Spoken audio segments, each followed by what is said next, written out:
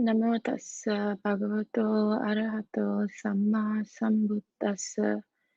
Namo tassa bhagavato arahato samma sambuddhassa.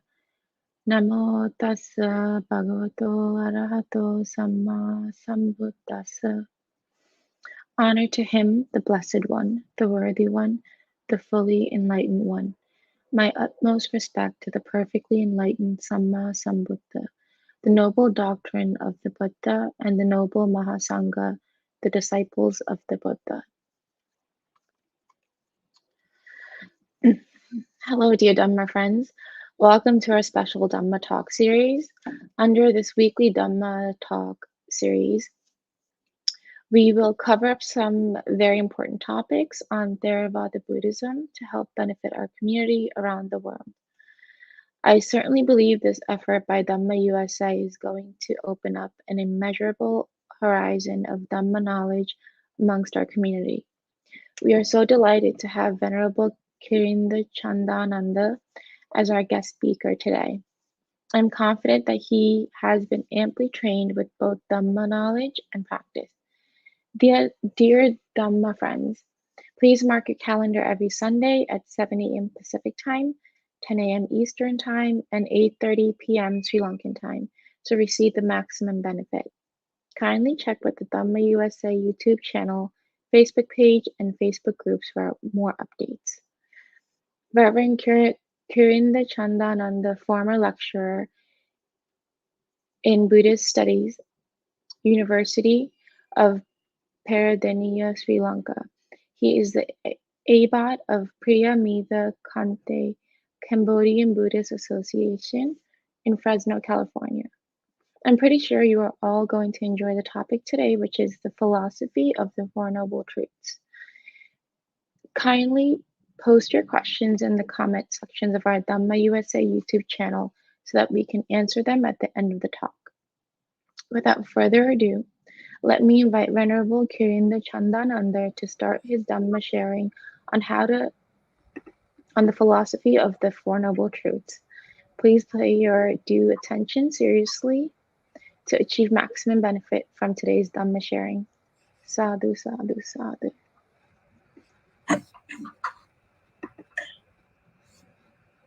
Okay, let me begin with the salutation to the Buddha. Namo tassa bhagavato arahato samma sambuddhassa. Namo tassa bhagavato arahato samma sambuddhassa. Namo tassa bhagavato arahato samma sambuddhassa. Homage to the exalted one, the worthy one, the perfectly enlightened one.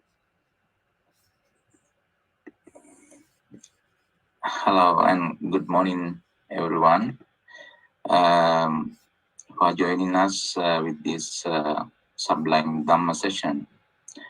First of all, let me extend my respect and also gratitude to Most Reverend Smita Thera and also Dhamma USA organization for having me invited to give a Dhamma talk this morning. And here, as you already know, that we have selected one very important Dhamma topic to discuss, that is the philosophy of Four Noble Truths. You know, it's hardly we hear philosophy, even though we do talk about the doctrine of Four Noble Truths and Four Noble Truths in separate discussions as to the first Noble Truth, the second Noble Truth, and third Noble Truth, and the fourth Noble Truth. We used to take those topics into discussions and consideration as separate subjects, but hardly we uh, talk about the Four Noble Truths as just one philosophy that leads to the emancipation or nirvana. Here I'm here to talk about the importance of Four Noble Truths as a doctrine and as a philosophy, and how it can lead to the desired goal. You know, when we talk about the Dhamma mission of the Buddha, he attained the enlightenment at the age of 35, and then he lived another 45 years as a Buddha. So within that, throughout that 45-year-long Dhamma mission, what the Buddha taught is nothing but the Four Noble Truths. And on one occasion, Buddha kind of wanted to sum up and conclude what he had been teaching so far. So there he said that monks, all I have said throughout this 45-year-long period is nothing but the Four Noble Truths. The truth of suffering, truth of the origin of suffering, truth of the cessation of suffering, and the way leading to the cessation of suffering. It's a interesting aspect of Dhamma that one time Buddha said that just as the footprint of an elephant can contain the footprint of any other living creature in the jungle, even so the doctrine of Four Noble Truths can contain any teaching given by the Buddha. It could be a teaching given by the Buddha or enlightened disciples. Whatever the teaching comes within the sphere of Buddhism is ultimately is reducible to what do you call the Four Noble Truths. So, in other words, you cannot find anything beyond the scope of Four Noble Truths. And here I just wanted to clear certain misconceptions at the very outset about the Four Noble Truths and also about our practice. You know, people are very much interested in practicing Buddhism, and they are very much into meditation. That is because, in a way, they seek solutions for their problems, their issues, and the level of suffering that they are experiencing in their lives. They are very much desperate about it and desperate to end the suffering that they've been experiencing in their lives. But it's a question whether we are following the correct path or the right path as recommended by the Buddha himself. Just because we practice meditation, this is one leading misconception we can see today throughout the world, that we see that there is a great overemphasis on meditation.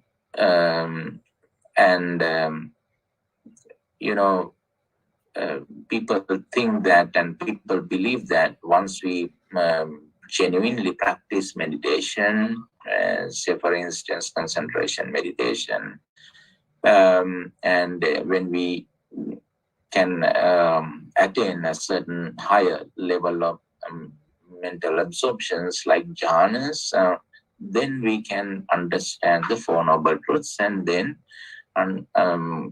realize nirvana. But that is not the case.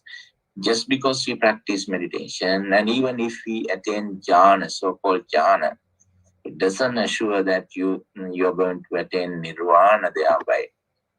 If that is so, then those wonderful meditation masters who lived even before the time of the Buddha, they had already attained to a very advanced level of meditation absorptions, the first jhana, second jhana, third jhana, and fourth jhana. Not only that, even There were certain meditation masters who mastered the other immaterial jhanas, and let alone those immaterial jhanas, and they had already attained certain higher cognitions called abhinya too. But in spite of those supernormal powers and very advanced meditative absorptions, still they couldn't realize what the nirvana is, and they couldn't attain the nirvana. They failed to attain nirvana. So it's a good indication that without having the Four Noble Truths in the first place, no matter how hard you practice, no matter how genuinely you practice meditation, your meditation doesn't lead you to nirvana. So it is of vital importance that we have this knowledge of Four Noble Truths first, and then our meditation has to be derived from that very understanding of Four Noble Truths. Then only it can lead to nirvana. And there is another thing that why these Four Noble Truths? Why specifically four? Why this is called noble, and also why this is called truth? I think it's of vital importance that we dig into these subtle nuances of these concepts. Four, you can sometimes question why four, why not three, two, one, or any other number. Or you might be questioning, like, is it a number that Buddha just came up, randomly, spontaneously, or is it a kind of arbitrary number, or is it something that Buddha created on purpose, or is it a necessary number?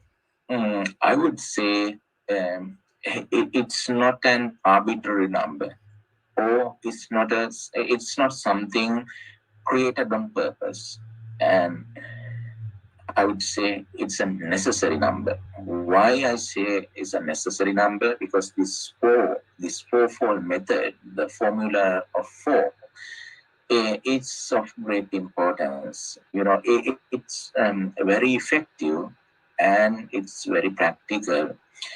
It's like,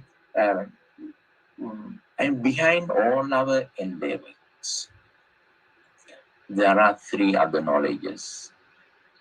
Behind the solution we seek, if you are seeking a solution for any problem, for that matter, any issue, you intentionally or unintentionally you tend to follow this fourfold method. It's like the practice of doctors. Doctors, first they understand, before they would treat a patient or take care of a patient, they have this fourfold understanding.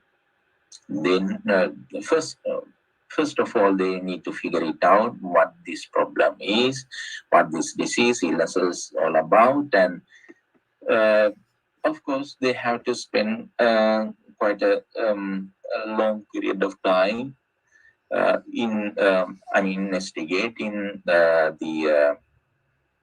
this problem and every subtle nuances of that disease and the problems.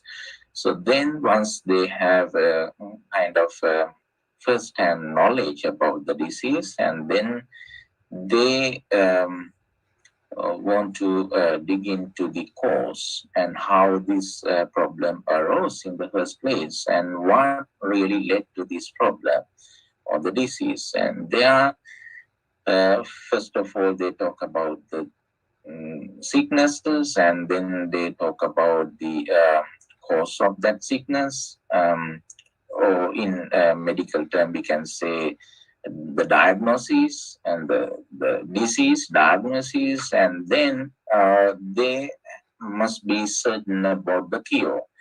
if it is a curable disease or incurable disease, if they do not have a kind of good understanding about the cure, and they won't compelled to do something about it. And so first they need to figure it out if it is a curable or incurable disease. And then the treatment, subsequent treatment comes. So the disease diagnosis, and then the cure, and then the treatment. So this way, this fourfold method is really functioning. It's really effective. I mean, without intentionally or unintentionally, without having this fourfold method, I don't think we can successfully cure or give a treatment to somebody. So this number, therefore, is a necessary number, not an arbitrary number. It's not something created on purpose, but it's a necessary number. So the other thing is that why this is called noble, why specifically noble? Because this is not just truth, but this is a noble truth. Noble in the sense that, this leads to the complete emancipation or liberation from suffering. We've been suffering throughout this samsara. As we live in the world, we gain knowledge from different sources. In a way, we human beings are very much into knowledge, and we all are kind of knowledge seekers, truth seekers, because we are very curious. We have that curiosity innately in human mind. So, but not all kinds of truth, all kinds of knowledge can give us this emancipation or nirvana, the complete, the cessation of suffering. Since this particular knowledge can lead us to the complete cessation of suffering, this is called noble. It is in that sense we call noble. So this special term before the truth has a very significant meaning, noble. Just because we are knowledgeable of particular subjects, or maybe you have mastered science, physics, and biology, and all that, all the worldly subjects, but that knowledge doesn't guarantee that you are able to overcome the suffering that you are experiencing in your life. But the Four Noble Truths, this truth, the truth of suffering, truth of the origin of suffering, truth of the cessation of suffering, and the truth of the way leading to the cessation of suffering can bring you that noble experience called nirvana, in which you are able to overcome all kinds of suffering that you've been experiencing, not in this life, but in many lives in the samsara, and also lives to come in the samsara. So it's a complete cessation of suffering. So it is in that sense we call it's a noble truth. It's not just truth, but it's a noble truth.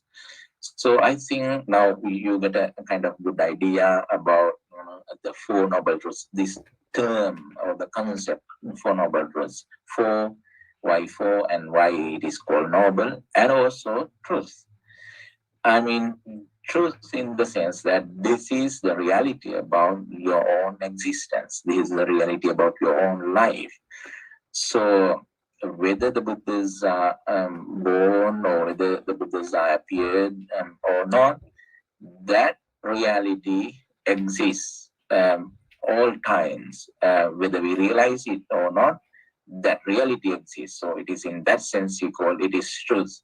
It's not something created. It's not something invented, but it is the reality about our own life.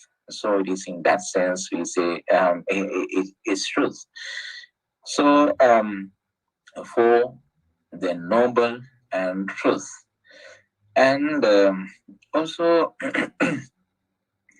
there is something. I mean, to understand the Four Noble Truth is of vital importance, as I mentioned before. It is so important that once the Buddha said that amongst, if you happen to be convicted by a person or authority to give you 100 powerful strikes in the morning, 300 powerful strikes in the day, 100 strikes in the morning, another 100 strikes in the day, and another 100 strikes in the evening. So you are going through this punishment continuously, without a break, continuously for 100 years. And suppose at the 100 years, at the end of the 100 years, you are promised to give you the knowledge of Four Noble Truths. If anyone come and promise you to give this knowledge of Four Noble Truths, but after giving such a painful, very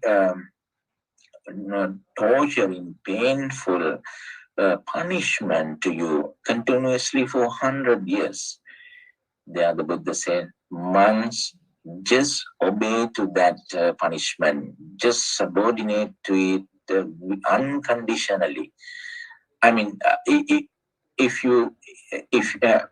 just subordinate to it very happily, but under one condition, under the condition that you are going to be receiving the knowledge of Four Noble Truths, because that itself leads to your long-term happiness, long-term well-being. So, but in the same sutta, Buddha said, but monks, you don't have to, today you have this Dhamma available because it is well expounded by the Buddha and well explained, well analyzed, and it's readily available. So you can follow the path very conveniently and comfortably. You don't have to go through such a painful experience in order to understand these Four Noble Truths. But even if you happen to undergo such painful experience and get the knowledge of Four Noble Truths, even that is of great happiness and great importance, because that leads to your long-term happiness. Because if you remain in the samsara without realizing these Four Noble Truths, the amount of strikes that you are going to be receiving is incalculable, uncountable. So at least that the punishment within that 100 years is countable, and it can be fathomed. So it's fathomable. But if you were to remain in the samsara without realizing these Four Noble Truths, the amount of suffering you're going to be receiving in the samsara is unimaginable. It's incalculable. We remember one time the Buddha said, I'm sorry, that monks, the first beginning of this samsara is not discerned. Anamatagoyam bhikkhave sansara pubbha kodina panyayati avijja nivaranam tanha sanyoganam sandhavatan sansaritam mamanchetam matancha. This is found in the Anamatagga Samyutta of the Sanjita Nikaya, where Buddha says that we have been suffering immensely in the samsara, that the amount of tears we have shed in the samsara, if it collected, it would have been greater than the stream of water in the ocean. And the amount of blood we have shed in the samsara, if it collected, it would have been greater than the stream of water in the ocean. And the sweat we have shed in the samsara, if it were collected, it would have been greater than the stream of water in the ocean. Because every time we born in the samsara, we can't help but we experience the loss of our parents, loss of our relatives, and we experience the suffering of death, and then the lamentation, separation, and the association with the dislike, and so and so forth. So whole mass of suffering we experience in the samsara. So but if we the only way we can end this much suffering is by understanding the Four Noble Truths. So if we were to remain in the samsara without having the Four Noble Truths, then we are in a big trouble. And the very existence in the samsara is a clear testimony to the fact that we have not realized this Four Noble Truths so far. So it must be the very first item in our bucket list. As you buy certain things online, if you find it, okay, this is a must buy thing, then you put it in your bucket. So you need to put this topic into your bucket, that if you are kind of busy this time, at least I must find time to understand these Four Noble Truths. Sooner or later, this is the only way that we can end the suffering we've been experiencing in our life. Having said that, now we want to go to the another aspect of these Four Noble Truths. This is still we did not go to the depth or the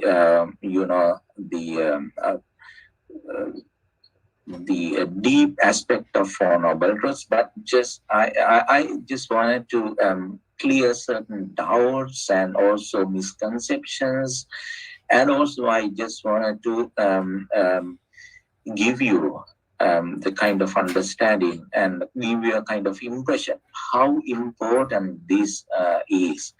And if you do not understand how important it is, then you will never go to understand these Four Noble Truths. Another thing is that I just wanted to emphasize is that to understand the Four Noble Truths, you have to make a kind of comprehensive approach to Four Noble Truths, because we have the tendency that we do talk about the truth of suffering separately, and sometimes you may have knowledge about the truth of suffering, but you do not have the knowledge about the cause of suffering. Sometimes you may have knowledge about the cause of suffering in the subject of dependent origination. You do talk about how the suffering originated and so forth, and you have a kind of a good understanding about the cause of suffering, but you may not have a good understanding about the cessation of suffering. So if you do not have a knowledge about the cessation of suffering, probably we cannot expect, if you do not have the knowledge about pertaining to the first truth and pertaining to the second truth and pertaining to the third truth, it is impossible that you gain all these knowledge just by practicing the meditation, which comes within the Noble Eightfold Path. So rather you need to have the knowledge about all Four Noble Truths. So this thing you can find this reason you can find in the Gavampati Sutta, for instance, in the Sangyutta Nikaya. Such a Sangyutta is I find this sutta this month was reflecting like if someone has the understanding about the first truth, does it have the understand? Does it necessarily necessarily have the understanding of the second Noble Truth? And one who has has known the first two Noble Truths, and does it have the knowledge about the third truth and the fourth truth. There, it is explained in the same sutta that to whatever the extent you have the knowledge about, to whatever extent you know what this suffering is, it is to that extent you know the cause of suffering. To whatever the extent you know the cause of suffering, it is to that extent you know the cessation of suffering. To whatever the extent you have the knowledge about the cessation of suffering, it is to that extent you are knowledgeable about the path.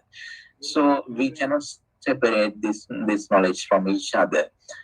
So even if you were to understand just one single truth, the truth of suffering, that is very enough, because if you understand comprehensively, then you understand the rest of the truths. Just to give you an idea that, hello, can you hear me? Yes, we can hear you. Okay. Yes, what I was saying that, if you can master just one single truth, then you can thereby you can master, you automatically have the mastery over other three remaining three truths. So I am here to just emphasize on the significance of understanding the first noble truth, that is the truth of suffering. Here, this is something very serious. This is something very profound, very deep. It is so deep that even right after understanding the four noble truths, the Buddha said that, monks, these four truths is something unheard before. Even as a Prince Siddhartha, Buddha had already known the kind of he has known a level of truth, but to this level he had no idea before. This is why the Buddha said that this is something unprecedented in my life. This is something unheard before. Buddhe ananusute sudammesu jakkumudapadi jnanamudapadi and so forth. So this is a clear indication that there is something very deep, very profound. This is something transcending. It's transcendental in the sense that we transcend our whole the concept of world. So there is that depth and there is that profundity. So here, just to give you an idea that even today, people, when they look at this subject superficially, they tend to criticize even Buddhism, saying that, okay, Buddhism is what is wrong with this? Buddhism is always talking about suffering, and if life is suffering, what's the point of having all these things, and so on and so forth. But that is because they do not have a kind of deep understanding about the subject. They think that the suffering means the suffering that they do talk about on their daily life. But in the very first place, the Buddha said that this is not the suffering that Buddha realized. The truth of suffering is not what he realized. He had already realized that ordinary conventional level of suffering, but he emphatically mentioned that it is not the truth of suffering. So here we have to distinguish the truth of suffering and the suffering, dukkha and dukkha satya.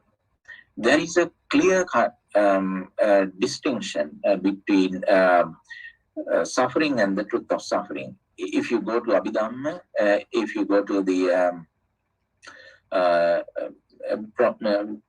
particularly the section where Buddha talks about the difference between the dukkha and dukkha satya, there Buddha says that කායික දුක්ඛංච චේතසික දුක්ඛංච tapitva avasesang dukkha satya na dukkha.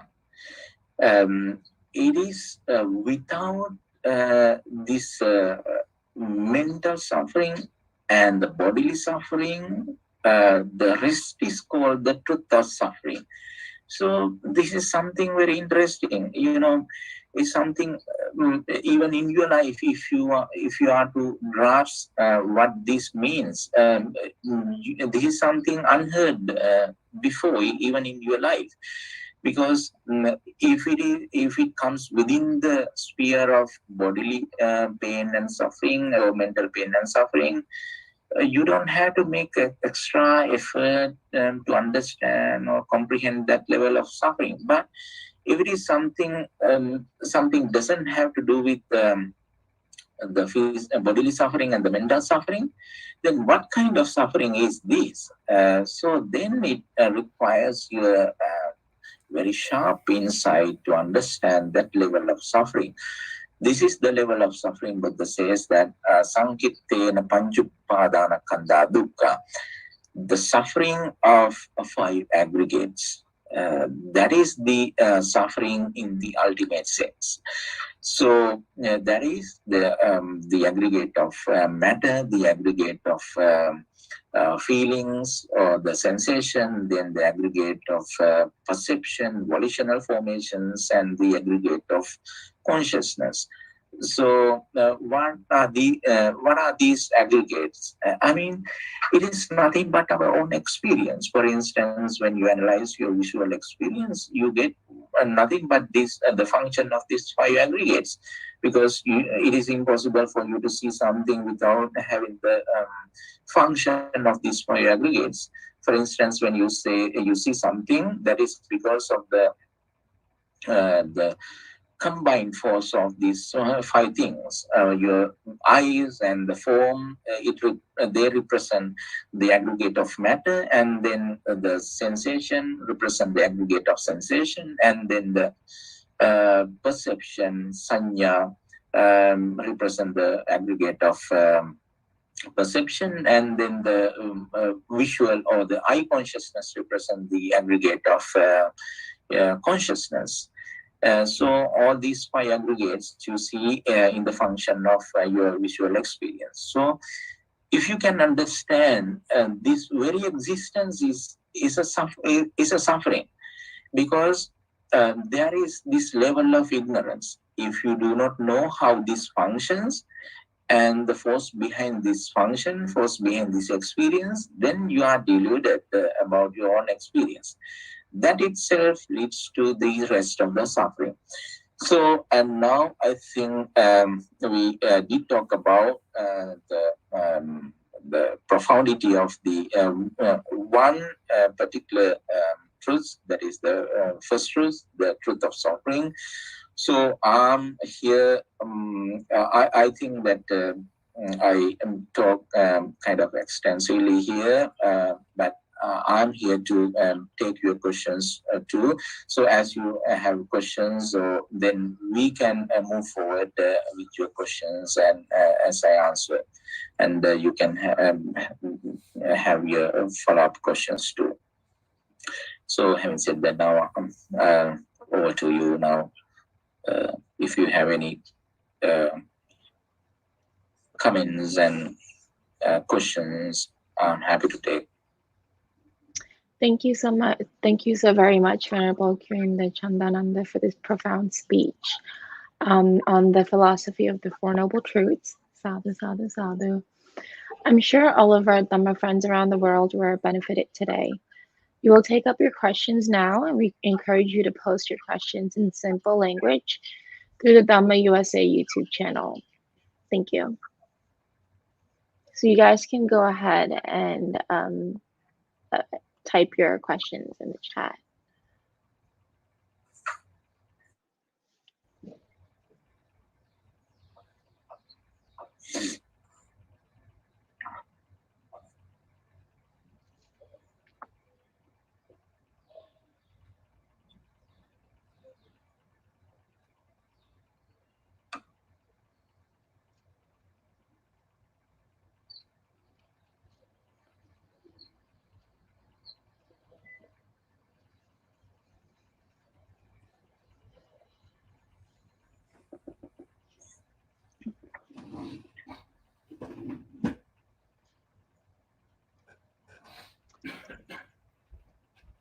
Okay, so the very first question we have is, this is by Dhamma USA. Why is Four Noble Truths called the very essence of Buddhist doctrine?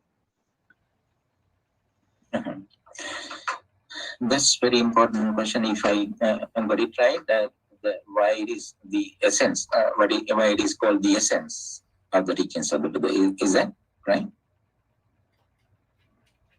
Yes. Yeah. Yeah. Okay. Yeah.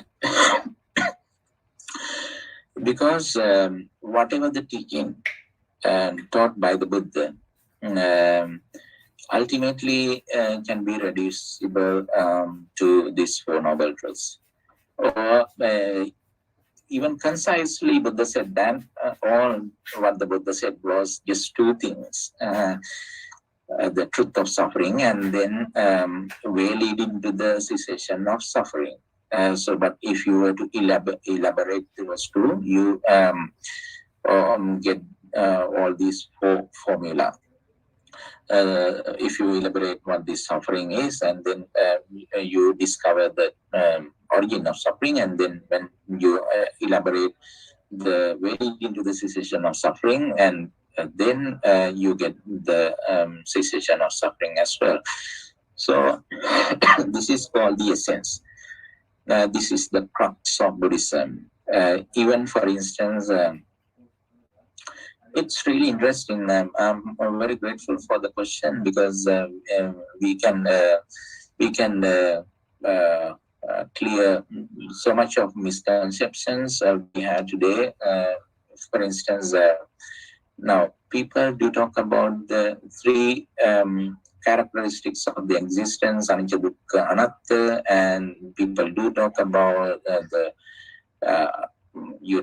paticca as separate subjects, and they do talk about meditation as separate subjects, and they do talk about Four Noble Truths as separate subjects. They don't see this coherent method, a comprehensive approach. Then they think that there could be some other teachings other than the Four Noble Truths. Why not? Because we see a lot of different subjects, but that is because they have not grasped this comprehensive approach, comprehensive methodology, coherent approach.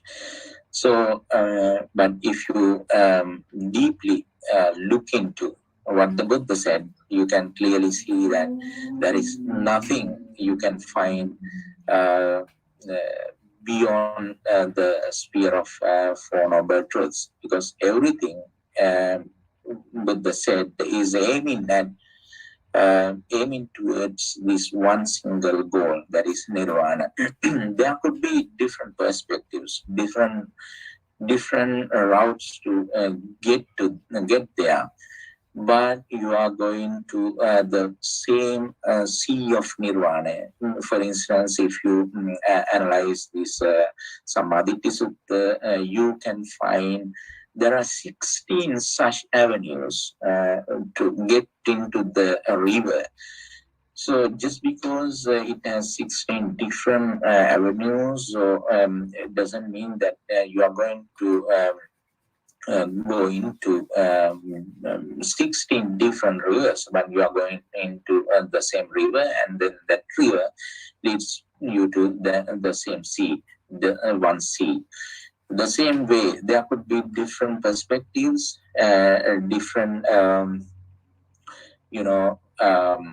routes to that truth, but you are heading to one truth, that is the truth of suffering, truth of the origin of suffering, truth of the cessation, and then the truth of the path leading to the cessation of suffering. It's like,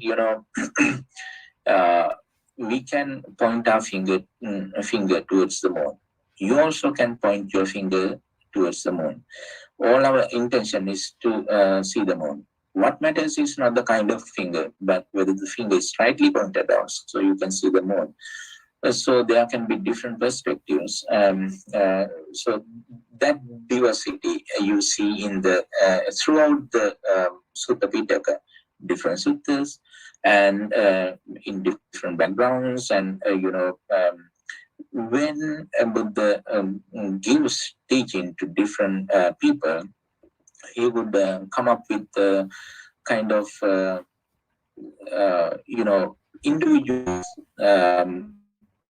approaches, depending on their characters, temperaments, taking those psychological traits into consideration. He would give different, the versions of Dhamma. But in the end, that leads to one single purpose. That is the end of suffering. End of suffering is what is intended throughout the teaching.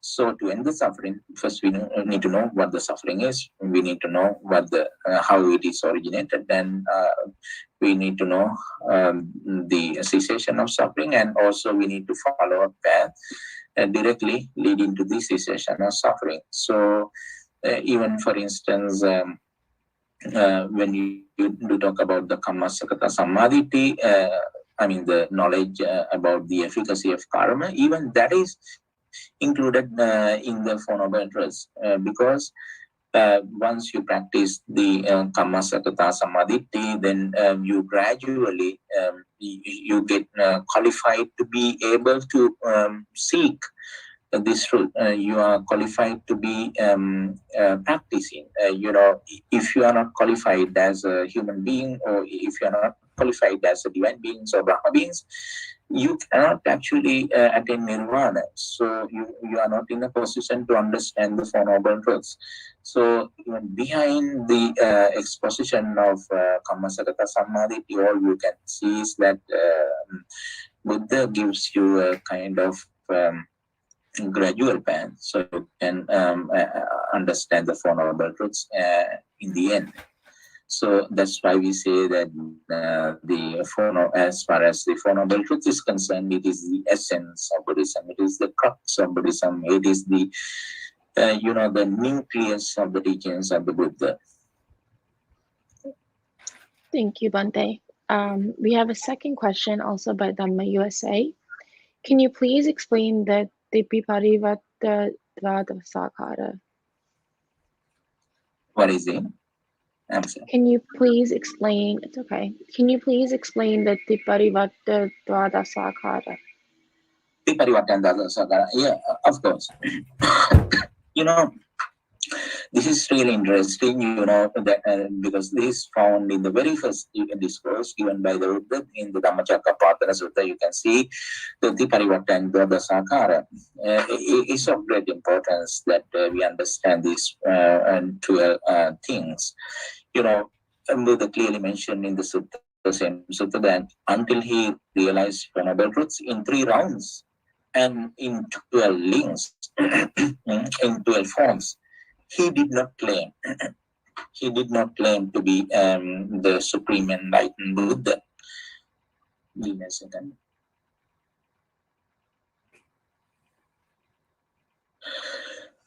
So it is after realizing the Four Noble Truths in 3 rounds and 12 forms, he claimed himself to be perfectly enlightened, perfectly enlightened Samma Sambuddha. So what are these 3 rounds and the 12 forms? 3 rounds, we know that pertaining to the Four Noble Truths, we have 1 round, the round of truth. Round of truth is very important. And then we have the round of task, and the Satyavatta, and then the Kiriyavatta. And then the third round is Krutavatta. That is the round of accomplishment. The round of truth, and then the round of task, and then the round of accomplishment. For instance, I'm grateful for this question too, because it is of vital importance to understand these 12 things, because people tend to forget about the importance of these 12, and they desperately they go to the second round. That is where you can see the task. You have something to do. You have something to work with. But before you go to the working level, you need to first get to the knowledge level.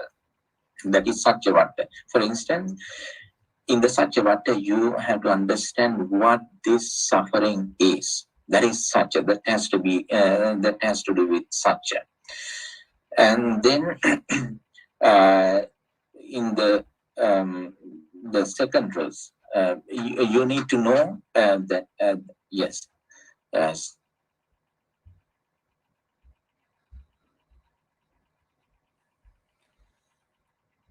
I think you are mute. Bante, yes, I don't think we can hear you. Okay, give me a second. Let me. Okay, you're okay now. Yeah. Can hear you. Yeah. We can hear you now, Bante. We cannot see you.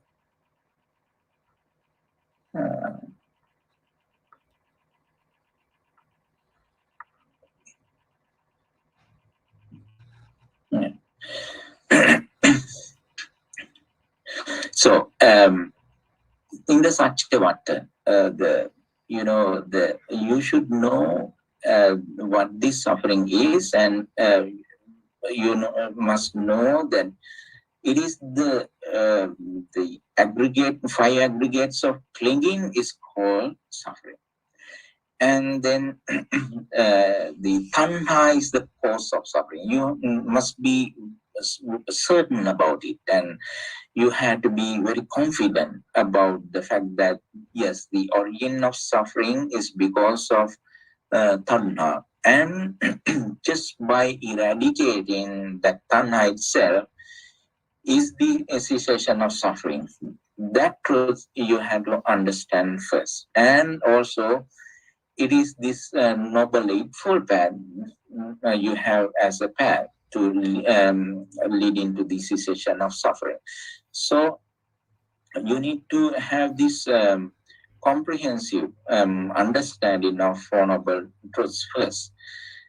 That has to do with your intellectual part. There is this these two things: knowing the truth and seeing the truth. Janatu ahang bhikkhave passato asavanam kayam vadami no ajanato no apassato. Buddha clearly mentioned this, explicitly mentioned this in the in one of the Majjhima Nikaya suttas, that it is one who knows the reality and sees the reality. This the extirpation, or the end of all cankers, the removal of all cankers is possible. But if you do not know what this truth is, and if you do not see the truth, then you cannot end the cankers, or the kilesas. It's really interesting that when you come to the first round of truth, the first round, that is the round of truth, there you get this the knowing part. When it comes to the second round, you get the task, the krutya. That has to do with the path. There is something that you can engage in. That is something that you can do and work on. Krutya. What are these tasks? With regard to each truth, you find distinctive task. With regard to the first noble truth, your task is to know. And with regard to the second noble truth, your task is to renew. With regard to the third noble truth, your task is to realize. And with regard to the fourth noble truth, your task is to develop and practice. So you have these four tasks. And just by sometimes we have the tendency that, you are going to just understand the third noble truth, nirvana. Nirvana is something that you can understand too intellectually in the first place, but it doesn't guarantee you attain nirvana. Nirvana has to be something actualized. Nirvana is something to be actualized, and then the path is to be known to, but is mostly to be practiced. So as a result of these four tasks, as you engage in these four tasks, then you can go to the third round, that is the accomplishment. You can you can be assured that yes, you can say to yourself that yes, I have realized what has to be realized, and then you have already removed what needed to be removed, and you have realized what has to be realized, and then you have already practiced the path that was intended to be practiced. So that is your accomplishment. So satya, krutya, and kruta. So when you practice these four noble truths in these 3 rounds and in 12 forms, then that's how you can claim to be enlightened, and you can claim to be having sotapanna, sakadagami, anagami, and all those spiritual attainments. So without practicing the Four Noble Truths in 3 rounds and 12 forms, you cannot claim so. Thank you, Bande. The next question from Dhamma USA is Buddhism pessimistic? Yeah, it's how you. It depends on how you look at it, and but if you look at it from the perspective of Dhamma, I think you cannot make that judgment, because Buddhism is neither pessimistic nor is it optimistic. I would say it's realistic, because it has to do with your own reality. It's not something that you go out in the world and discover the truth pertaining to the existence. The external existence. Rather, this is something. Something has to do with your own existence, your own life. So to understand your own life, the reality of your own existence is not pessimistic. It's realistic, because the more you understand, more knowledgeable you become. And another important aspect is that the more you understand the reality, more compassionate you become. So I don't think that just because we do talk about the reality, we just do talk about something has to do with the pessimism. In a way, if we were to hide this reality, or if we were to cover this reality intentionally, then it can lead to pessimistic consequences, because we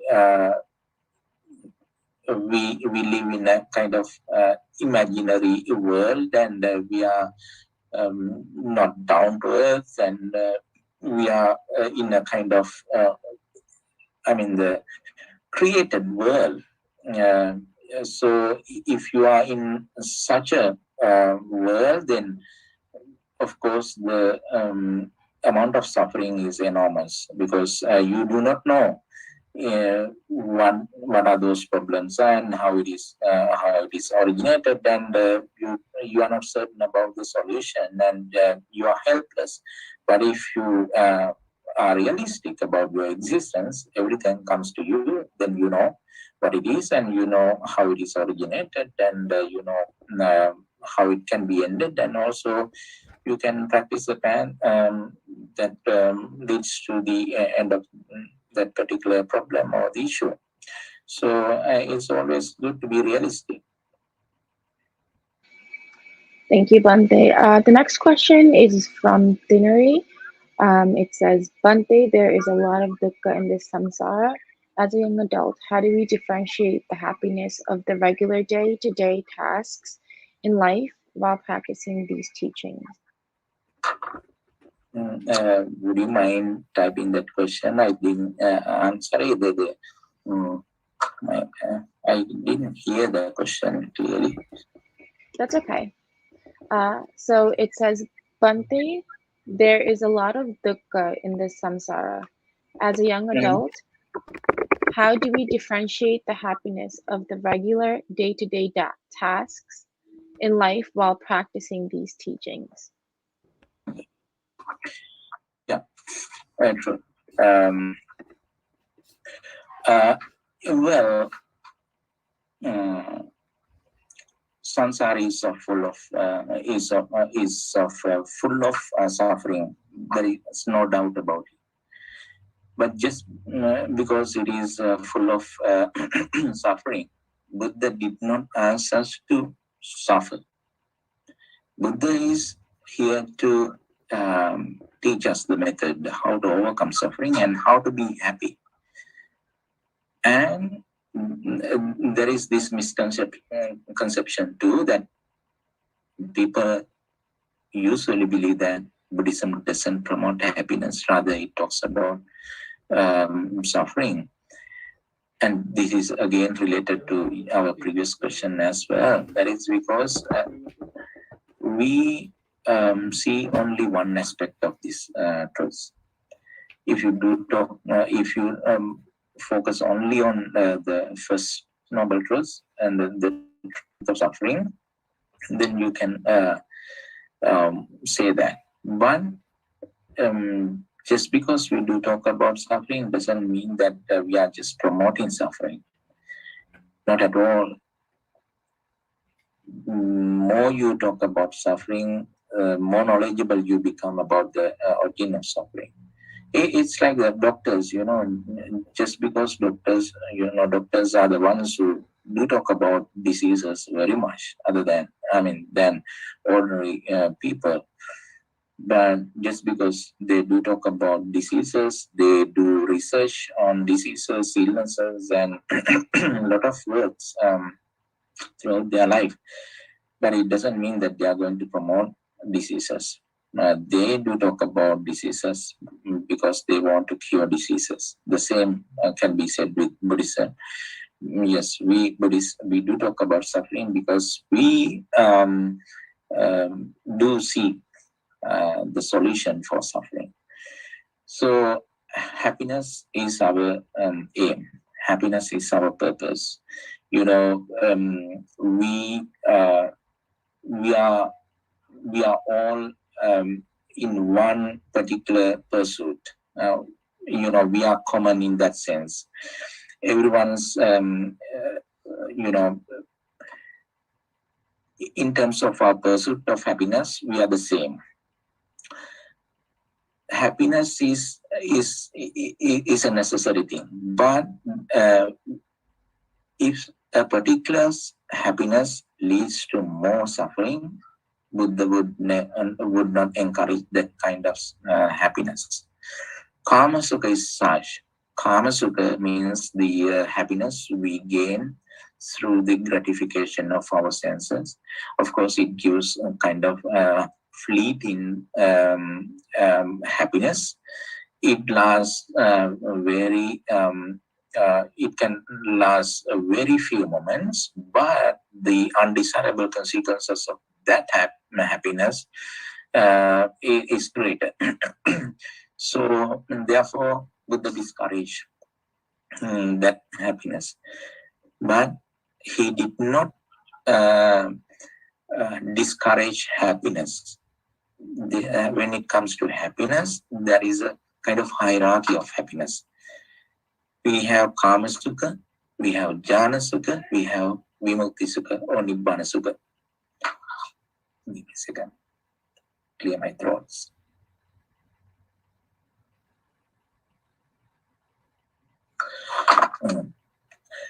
So we have this Kama Sukha, Jhana Sukha, and Nibbana Sukha. So we can always strive for Jhana Sukhas through the practice of meditation, Jhana Sukha, and also Nibbana Sukha. And also, even in the ordinary world, we can seek happiness, righteous happiness, by helping others, caring, sharing, practicing generosity, and being kind to one another. We gain happiness. That happiness is unblameworthy. No one cannot blame on that kind of happiness. And also it gives you kind of pleasure and happiness in the at the time you practice that. Also at the time you reap the desirable consequences of your own good actions, you're going to be happy. So there Buddha talks about 4 modes of actions. For instance, certain actions, there are certain actions at the time you perform that action, you are happy, but at the time you are going to reap the consequences of that action, you are going to be unhappy. Pachuppanna sukhang ayatin dukkha vipakang. Such actions, regardless of that happiness, momentarily happiness and pleasure, you need to avoid that kind of actions. And there are certain other kinds of actions. Pachuppanna sukhang, pachuppanna dukkhang, I think sukha vipakang. At the time of engagement, at the time of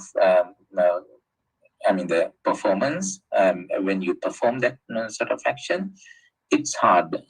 It's very difficult. It's really challenging. It takes your patience. It takes your your dedication. But at the time you are going to reap the consequences of your your action, you are going to be happy long time, happy forever.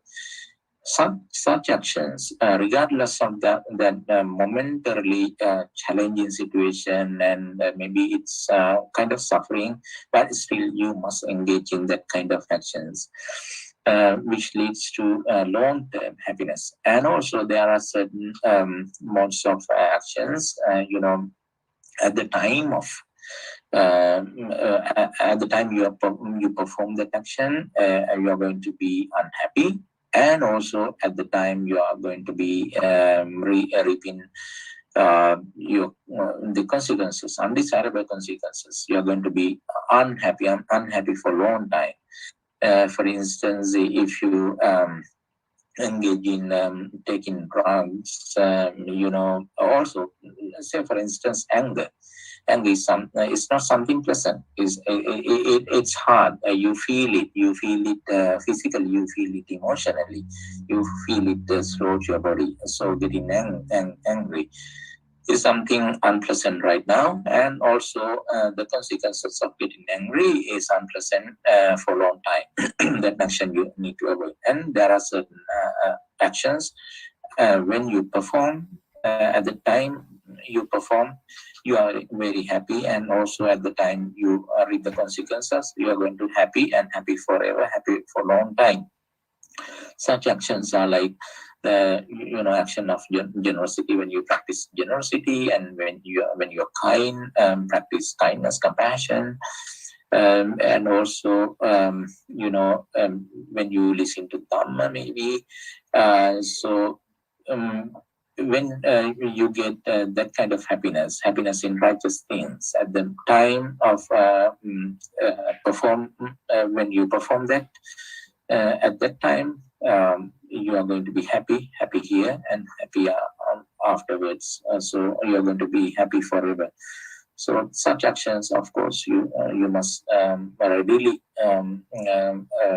grab that opportunity to practice that kind of action. So that's about happiness that we can gain here as ordinary people. And also we must strive for our other refined level of happiness that is in the Jnana Sutta. And also, if you try to understand the Four Noble Truths, of course, you can gain that supreme level of happiness that is Nibbana Sutta.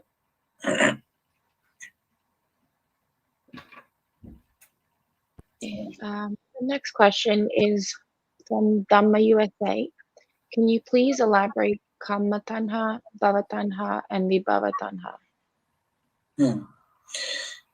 Kama tanha, Bhava tanha, and Vibhava tanha. Kama tanha,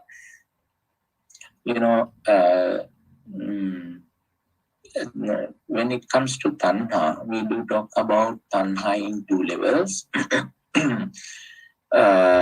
One level is like Vatta Mulika tanha. This has to do with the Vatta Mulika tanha. Vatta Mulika tanha means the Vatta, Sansara Vatta. This refers to the cycle of death and birth and death, this repeated cycle of samsara. Kama tanha means we have persons, we have objects that are desirable and we crave for. We have objects and people we crave for, and so that is something tangible that gives us kind of tactile experience, and something tangible, or could be an intangible too, but we are referring to objects and also people. In other words, Kama tanha is the tanha we develop because of our sense gratification, sensuous pleasure, that has to do with our sensuous pleasure. So gratifying our six senses. The visual form come into contact with the eyes. We gratify our eyes and just with that sense stimuli. We have senses and then the respective sense stimuli, the form, and then the sound, and then the tactile sensation, then the taste, and also could be thoughts too. So whenever we gratify our senses, whenever we see happiness, pleasures through the gratification of our senses and sensuous pleasure, that has to do with the Kama Sukha. As a result, we are likely to be born, we are destined to be born in one of those 11 realms of existence, either in the four hells or in the Manusaloka or in divine realms, 6 divine realms. So altogether we have identified 11 worlds to be the sphere of Kama Sukha. And then the Kama tanha, and then the Bhava tanha. Bhava tanha, we already have Bhava tanha, even though we have Kama tanha, Bhava tanha also there, but Bhava tanha becomes visible. Bhava tanha become lucid and become clear, obvious when it comes to the jhanas, and also the material, particularly the material jhanas. So you wish. You do not have any attachment towards a particular person or an object, but you are attached to that inner experience. You want to hold on to that. Then holding on to it, you expect the existence of that refined level of happiness. You wholeheartedly wish the existence, continuous existence. That is because of your bhava tanha. You are attached to that bhava. And also vibhava tanha means vibhava tanha means you sometimes wish the existence, and you sometimes wish the non-existence. So when you wish the non-existence, That has to do with the vibhava tanha. For instance, if you analyze the four immaterial jhanas, you can see the vibhava tanha there. Because once you come to the first immaterial jhana, akasananchayatana, so you focus on akasa because you want to get rid of the object. So you just want to focus only on the akasa. So because you are tired of perceiving objects, so for your convenience, for your happiness, you want to focus on the akasa. So you have rejected you have refused to have these objects. So you have that refusal and discontinuity. You have discontinuity and non-existence of one particular thing, and in a way existence of these akasa. And when you are tired of akasananchayatana, then vinyananchayatana, then you focus on vijnana. So we get rid of the akasananchayatana, then you enter the vinyananchayatana. And akimchanyayatana, nivasanyana, neither perception nor non-perception. So there you can clearly see you kind of wish the non-existence, because the very notion or the very perception of existence is something that you are tired of.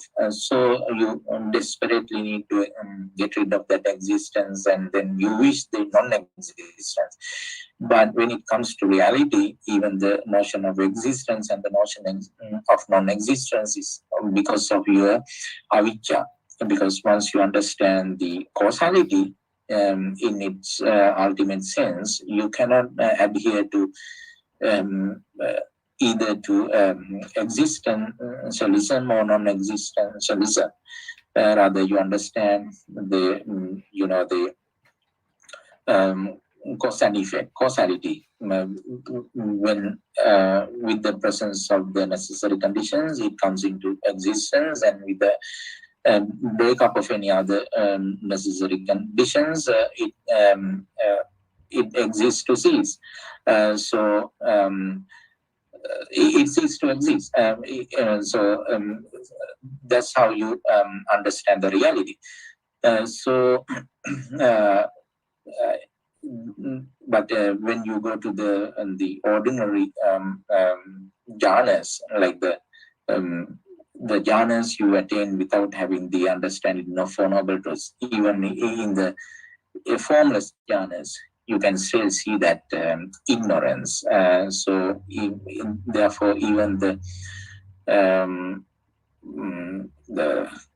kamatanha, bhavatanha, and vibhava tanha, no matter how subtle that tanha is, still it is tanha. That tanha is capable of bringing you another rebirth.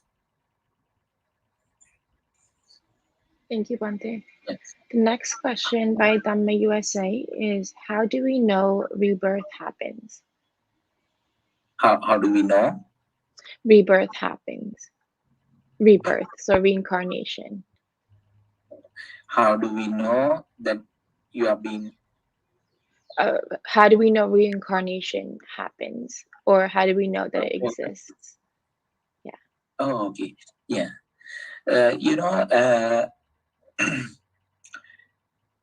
We remember the story. When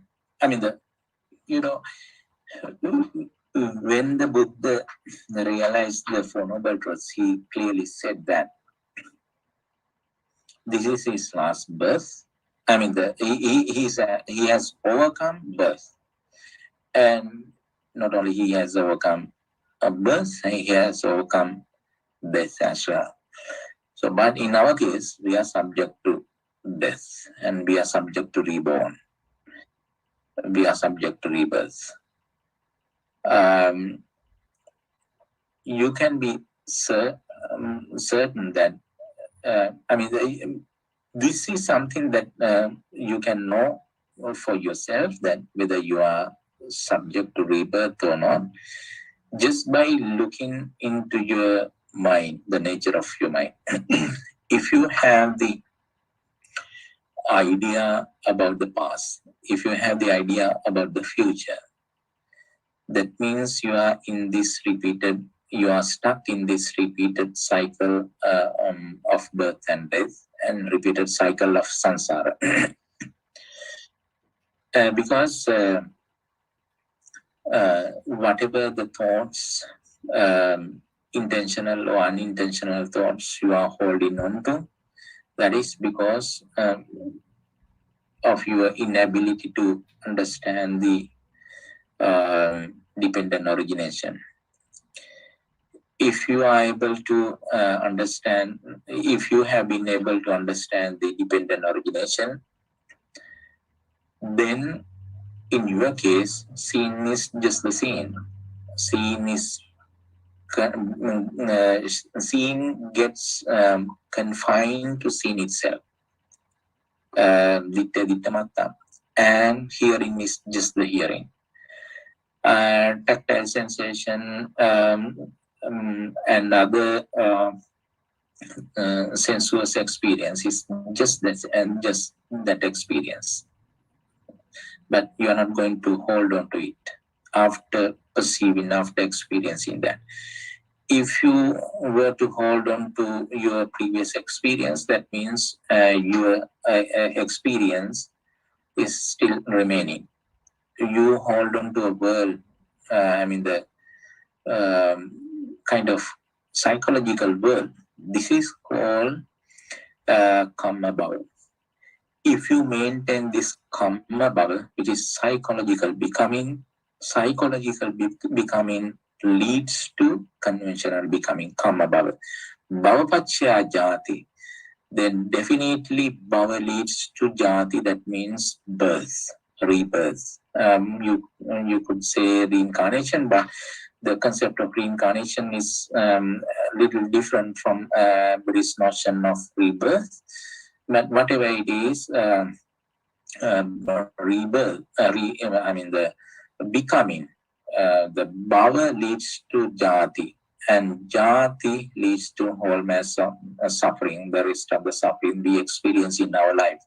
So as long as you can figure it out yourself, that if you have this bhava, karma bhava means psychological becoming, the psychological tendency you have, and the residue of all your experience, if you maintain, and if you hold on to that psychological becoming, then psychological becoming or the karma bhava leads to uppatti bhava, and uppatti bhava, and it leads to the birth, death, lamentation, and all mass of suffering. That's how this whole process going on. So there is nothing secret about it. And if you were to refer to the the dependent origination starting from the ignorance, you can clearly see that as long as you have the ignorance, you end up having all these the suffering, including the birth, death, lamentation, separation from the beloved, and so on and so forth. Yeah. Thank you, Khante. The next question from Dhamma USA is there any inspiration to the practitioners regarding the dimension of Nibbana? Yeah, actually, Buddha himself, and also when we think about the amount of suffering we experience in the samsara, and there is a subject called Sangegavattu. Sangegavattu means like to aspire in nirvana, or to push us forward. We have certain subjects that we need to contemplate on, reflect on, at least from time to time. Like Atita Dukkha, Anagata Dukkha, Vatta Dukkha, and the Idani Ahara Gaviti Dukkha, the whole mass of suffering we've been going through. and also we are about to experience in the samsara. When we think about that suffering, and then it can give you some, it can give us kind of energy that we need to work with a sense of urgency. So even the Buddha said that sabbe sankara anicchati, or when we say anicchavata sankara upadavaya dhammino uppajjita nirujjanti te sangupa samosukho, and so on and so forth. Anicchavata sankara, all this is condition phenomena, is impermanent, and then the upadavaya dhammino, it is it comes into being with the presence of the necessary condition, and it comes to end with the breakup of the necessary conditions. And if there is if there is the overcoming of this, that is called nirvana. So once you focus on that nature, the anicca, it could be anicca, it could be dukkha, it could be anatta. So it always inspires you to strive for the emancipation. Also, when we think about the rarity of this opportunity, that the appearance of the Buddha in the world is so rare, and then the opportunity you get to listen to the sublime Dhamma is rare, and birth as a human being is rare. So you have already got these rare opportunities in your hand, within your reach. So then you need to, with a sense of urgency. So when you focus and contemplate on that, then of course it inspires you to attain nirvana and work for your own nirvana. Yeah. So Thank you, Bhante.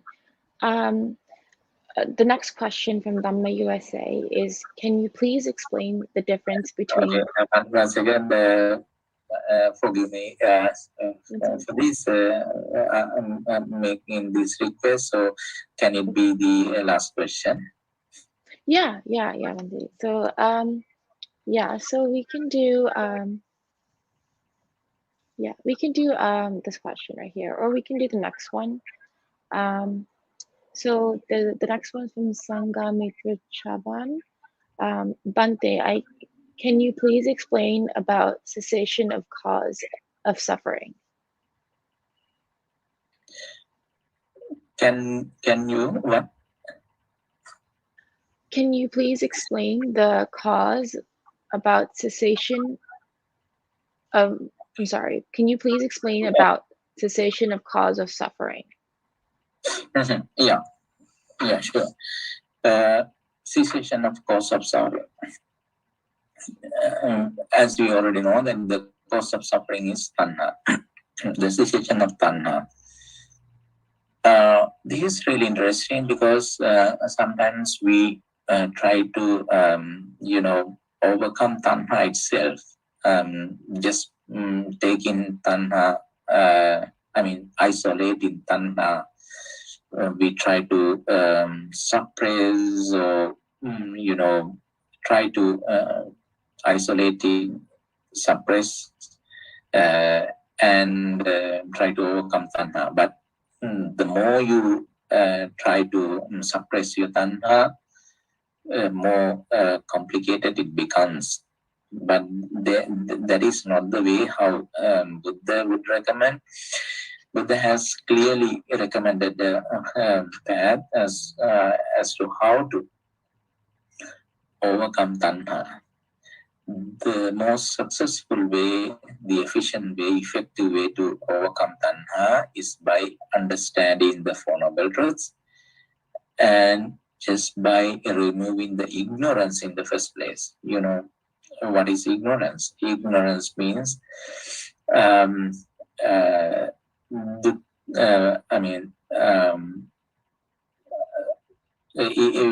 do not know what the suffering is. You do not know what the cause of suffering is. You do not know what the cessation of suffering is. you do not know what the way leading to the cessation of suffering. So if you have this basic ignorance, then it leads to tanha. So then the successful way to overcome tanha is by eradicating the ignorance in the first place, because eradicating ignorance leads to, you don't have to make an extra effort to suppress or subdue your tanha. Just by understanding just by removing the ignorance, you can remove the tanha automatically. So this is why the whole path starts with the sammaditthi and sammasankappa. That has to do with your cognitive aspect of your path. That's how you begin the path, and that's how you engage in your path. Sammaditthi. Sammaditthi helps you understand the truth, and then the rest of the path is to help you gain the mental composure. Once you gain the mental composure along with your the discipline, then you can see the truth. In order for you to see the truth, you must have known the truth in the first place. And we discussed this matter during the course of this lecture. So you must know the truth. So if you know the truth, then you can see the truth. So knowing part is very important. So then once you see the truth, then samahite yatabhutam pajanati yatabhutam passanto nibbindate nibbindam virajyati viraga vimuchyati vimuktim tasminti jnanam hoti. Once you gain that mental composure, you can see the reality as it is. Once you see the reality as it is, you tend to develop this detachment towards your existence, detachment towards the five aggregates. So this detachment leads you to the liberation. So otherwise you cannot, on purpose you cannot detach from things. The detachment has to come from your very understanding about the reality. Yatabhutam passanto nibbindam virajyati viraga vimuchyati. As you understand the reality as it is, you tend to detach from you can see that the experience of detachment. Otherwise you cannot practice the detachment on purpose. It all has to start from the removing of ignorance. In order for you to remove ignorance, you need to understand the Four Noble Truths. These again, you can see how everything is ultimately reducible to the Four Noble Truths. Thank you, Bhante. So I think that was our last question. With that, we conclude today's Dhamma sharing, and we look forward to meeting you with more insightful Dhamma sharings in the upcoming weeks. Let's keep our palms together, close to our hearts, and pay respect to Venerable Kirinde Chandananda with 3 sadhus. Sadhu, sadhu, sadhu. May you always be well, happy, and healthy, dear Venerable. Sadhu, sadhu, sadhu. Let's also keep our palms together close to our heart and pray that by the power of all the dana, sila, and bhavana activities that we all have performed during our lifetime and during our whole course of samsara, become one united power and may it be shared with all the celestial beings. May all the wonderful celestial beings, including respectful Brahmas and Devas, and all sentient beings receive this merit and share this merit and be well, happy, and healthy wherever they are. May all of our departed ones, including the late Acharya Upajjhava preceptors, parents, and all the other ancestors. All the departed ones also receive this merit. Be well, happy, safe, wherever they are. May all of us be able to live life peacefully, comfortably, and with good health. May all of us and all sentient beings be able to attain the supreme bliss of Nirvana, the absolute peace and happiness at the end of our samsara. Thinking thus, please keep your palms together close to your heart and say 3 sadhus. Sadhu, sadhu, sadhu.